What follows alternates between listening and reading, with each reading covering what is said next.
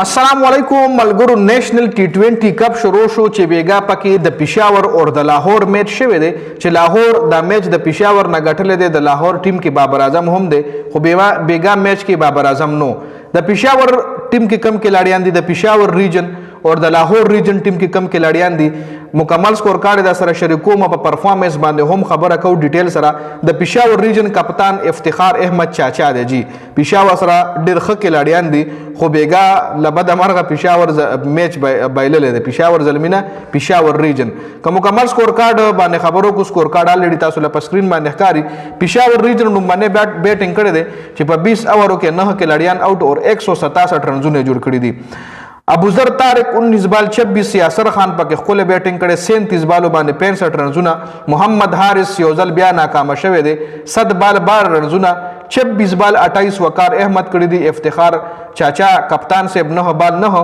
محمد نواز 8 بال 3 نبی ګل 8 بال 16 عباس آفریدی 4 بال 2 نبی ګل د نوخار نه تعلق لري د خټ کلینا یو ډیر ښه کلاړی دی پی ایس ایل کې هم یو سیزن کې لوبه کړې و خو لګ چانسونه ولا کم ملو شي و پېښور ریجن کې ورته موقع کم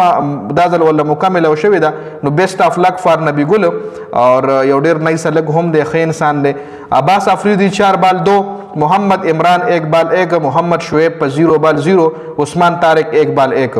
خا د لاهور ریجن د طرف لاهور سره چې بالنګ تاسو ګور ډیر خوله بالنګ د ورسره نسیم شاه د ورسره 4 اور 32 یو وکټه کامران افضل 4 اور 41 وکټ یومنا و بیر شاه د نسیم شاه رور 4 اور 28 یو وکټه عامر جمال دای کپتان د ډیر خوله بالنګ کړي د 4 اور 40 3 وکټي محمد رمیز جونیئر 4 اور 42 2 وکټ د غشتلی دي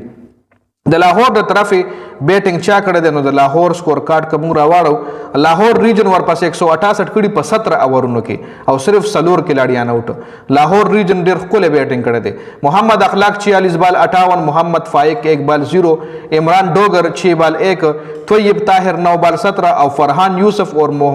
محمد محسن تباہی کړی دی جی فرحان یوسف 31 بال 61 اور محمد محسن 9 بال 17 فرحان یوسف آؤٹسٹینڈنگ بیٹنگ کړی دی جی خا ورپسې د پېښور ریجن بالنګ تاسو ګورئ محمد عمران جونیئر 3 اور 17 یو وکټ خپل بالنګ محمد شعیب 2 اور 21 وکټ یومنا محمد نواز 4 اور 40 وکټ یومنا عباس آفریدی 3 اور 41 وکټ یومنا افتخار چاچا 1 اور 6 وکټ یومنا عثمان طارق 4 اور 33 یو وکټ ټول نخ بالنګ عثمان طارق اور محمد عمران جونیئر کړه دي بقایا ټول بادران ول ډبول یو ټول بادرانو کې تاسو ګورئ محمد نواز انټرنیشنل د پاکستان د ټیم کھلاڑی عباس آفریدی د پاکستان د ټیم کھلاڑی افتخار چاچا د پاکستان د ټیم کھلاڑی لکه خو کھلاڑیان دی دای ولا ډبول دي نو د نېشنل ټي20 کپ ډومبنه میچ د لاهور ورسس پېښور چې دا میچ پېښور بایللو او لاهور وایټس دا میچ پشپغو وکټو باندې وګټلو بل میچ کوم دی د